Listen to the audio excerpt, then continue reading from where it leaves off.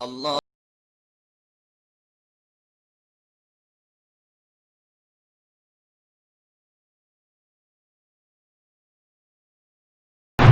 اس کی پابندی علماء کرام کو خاص طور سے کرنا چاہیے۔ ان بات کی ترغیب اس بات کی حدیث شریف میں آئی ہے، اس کا اہتمام علماء کرام کو کرنا چاہیے۔ اس سے قبولیت ہے، محبوبیت ہے، توجہ ہوتی ہے آپ صلی اللہ علیہ وسلم کی۔ یاد رہے گی بات؟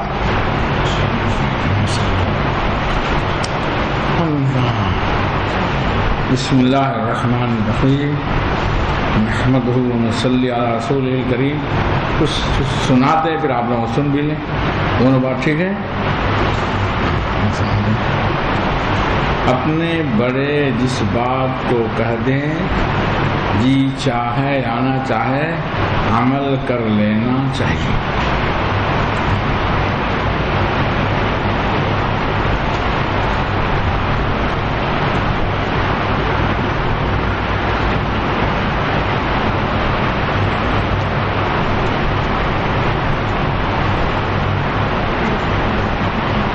بڑوں کی ماننے میں برکت ہے۔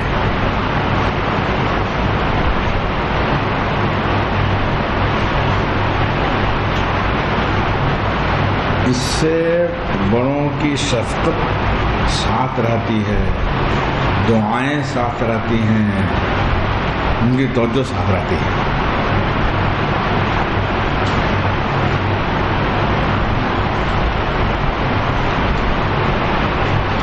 اگر آج آپ نے اپنے بڑوں کی مان لیا، کل آپ چھوٹے آپ کی بات مانیں گے۔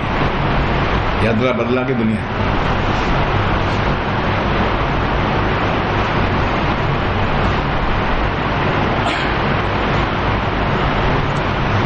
بڑوں کے تابع بن کر رہنے سے اللہ بعد میں بڑائی عطا فرماتے ہیں۔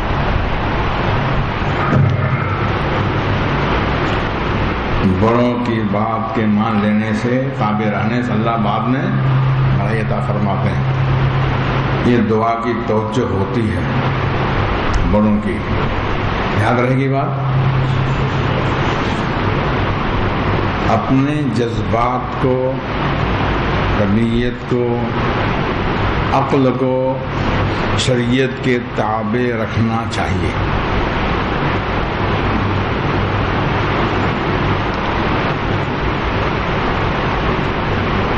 شریعت سنت کی پابندی آدمی کی مقبولیت کا ذریعہ بنتی ہے۔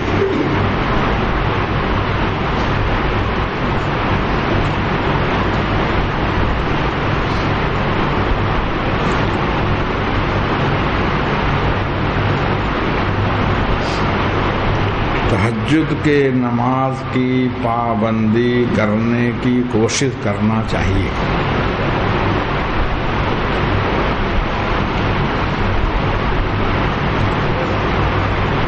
آقا مولا سیدنا حضور پاک صلی اللہ علیہ وسلم کا مبارک ارشاد ہے، علیکم بقیام اللیل داب الصالحین من کان قبلکم۔ قیام اللیل کو لازم کلا لزوم کے لیے آتا ہے۔ جو اصول فقہ کتابیں اصول شافعی تھے، الباء للصاق، اب اس میں اعلیٰ لزوم کے لیے آتا ہے۔ تو جب آپ پابندی کریں گے تو آپ صلی اللہ علیہ وسلم کی دعائیں کہ اللہ لزوم گراتا ہے، اس کی برکات اللہ آپ کو عطا فرمائیں گے۔ علماء فرماتے ہیں کہ جب تک آدمی تہجد کی نماز کا پابند نہیں ہوتا تو صالحین کے زمرے میں شمار نہیں ہوتا۔ یہ صالحین کا طریقہ ہے، کریں گے تو اس میں شامل ہو جائیں گے۔ یہ اہتمام کیجیے۔ اگر صبح اٹھنے کا موقع نہیں ہے تو عشاء کی نماز کے بعد 4 رکعت پڑھ لیا کیجیے۔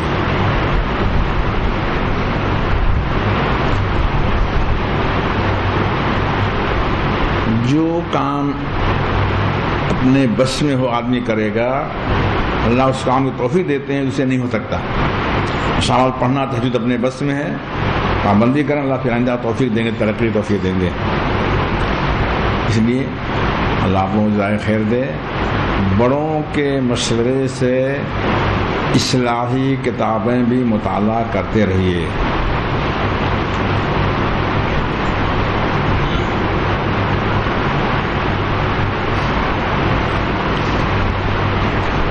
جو آدمی چاہتا ہے شریعت کے مزاج سمجھ میں آئے، طبیعت میں اعتدال پیدا ہو جائے، تھانوی رحمۃ اللہ علیہ کتابیں پڑھنا چاہیے۔ تھانوی رحمۃ اللہ علیہ کتابیں پڑھنا چاہیے، طبیعت اعتدال غلو نہیں ہوتا، اعتدال ہوتا ہے، ان کی تعلیمات عجیب اثر ہے، اس کا اہتمام کرنا چاہیے۔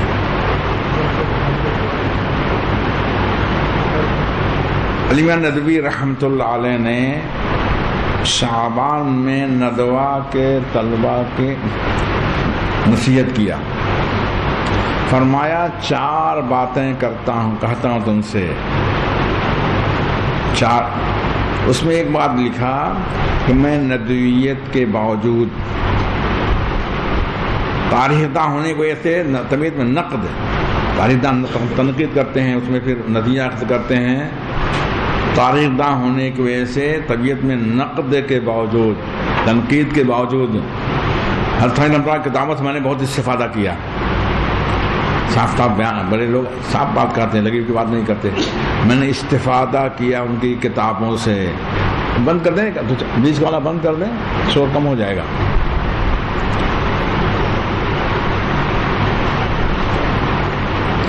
بیچ والے نا یہ بند کریں گے تو کم ہو جائے گا انشاءاللہ۔ اس کو معلوم ہے جو جائے جو جانا چاہتے ہیں، ان کو معلوم نہیں ہے۔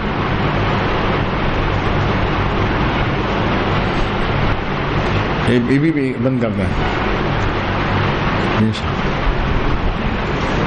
میرے بزرگوں دیکھو، باتیں تو بہت ساری وہ ہے، زیادہ تر اس وقت وہ باتیں زندگی سے تعلق رکھتی ہیں آپ لوگوں سے، اللہ کی توفیق سے باتیں کہی گئی ہیں، تاکہ آئندہ زندگی میں کتاب تو سمجھ میں آئے گی، لیکن زندگی حالات واقعات جو آئیں گے تو اپنی ذات کے لیے کسی پر تنقید نہیں کرے، ان کو برا کہا ایسا کہا تھا، اپنی ذات کے لیے کسی تنقید نہیں کرے۔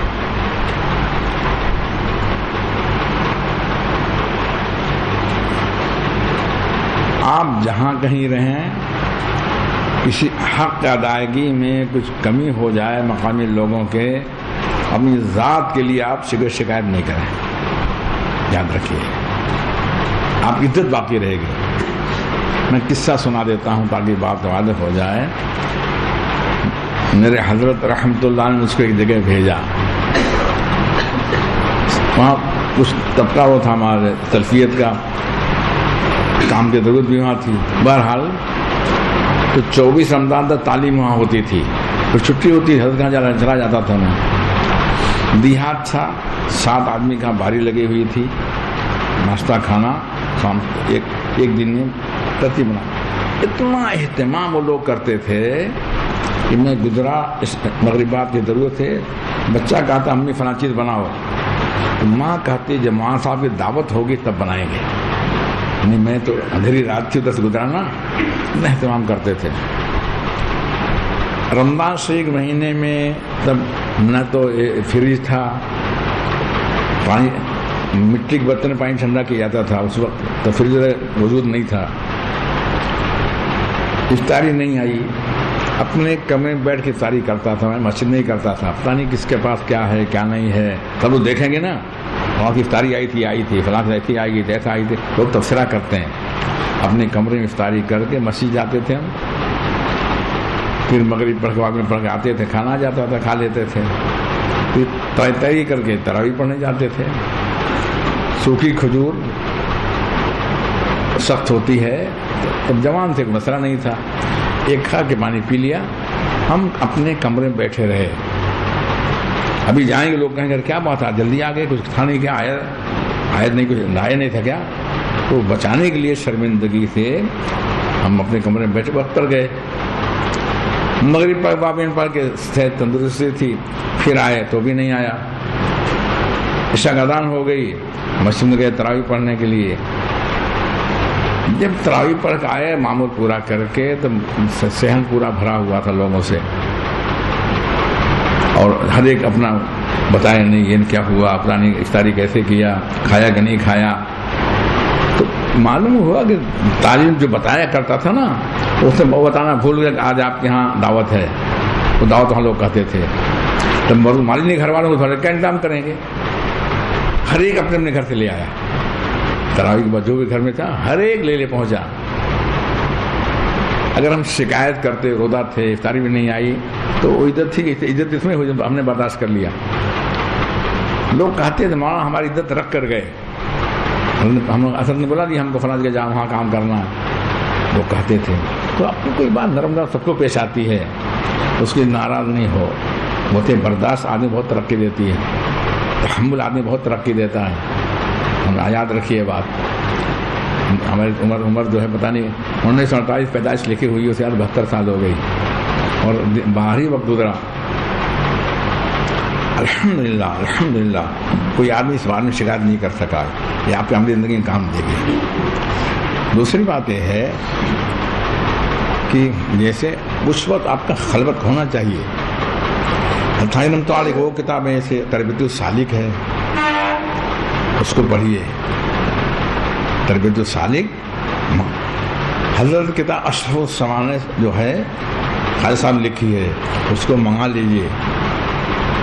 ایک عالم بہت ذی استعداد، ذہنی طور سے انہوں نے ترتیب بنائی سبق کے یاد کرنے کی یا سبق اس کی ذہنی طور سے انہوں نے، اور کامیاب رہے اپنے اس نئے ترتیب قائم کرنے میں. بچے ذی استعداد ہوئے.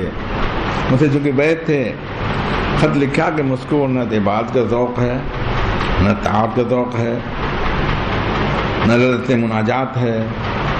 طبیعت بالکل عجیب کیسی کیفیت رہتی ہے.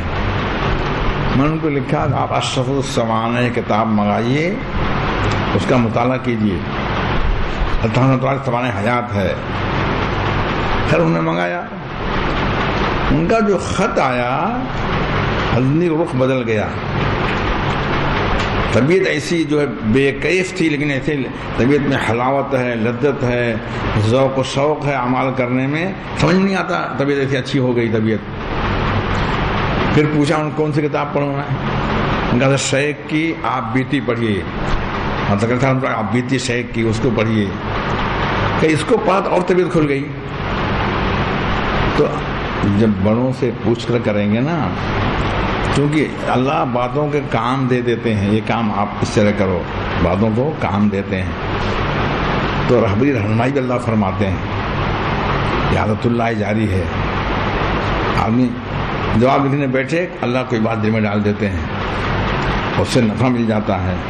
بات کہنے میں کوئی بات کہلاتے ہیں تو نفع مل جاتا ہے. تو لوگ اس معاملے میں کش ہو گیا. اللہ کی تربیت انداز ہوتا، کش وغیرہ نہیں ہوتا.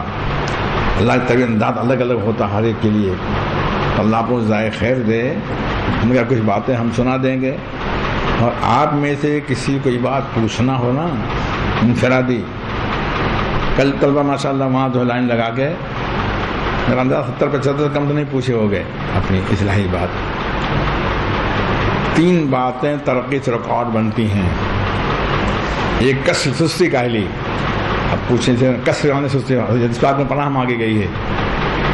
اب پوچھ لیں گے تب پوچھ لیں گے، اب بیت ہو جائیں گے تو پھر ہو جائیں گے، زندگی گزر جاتی ہے اسی میں. سستی کاہلی ترقی سے رکاوٹ مانے رکاوٹ بنتی ہے. دوسرے عار شرم، کیسے پوچھیں، کیسے بولیں، کیسے وہ کریں، یہ ترقی سے رکاوٹ بنتی ہے.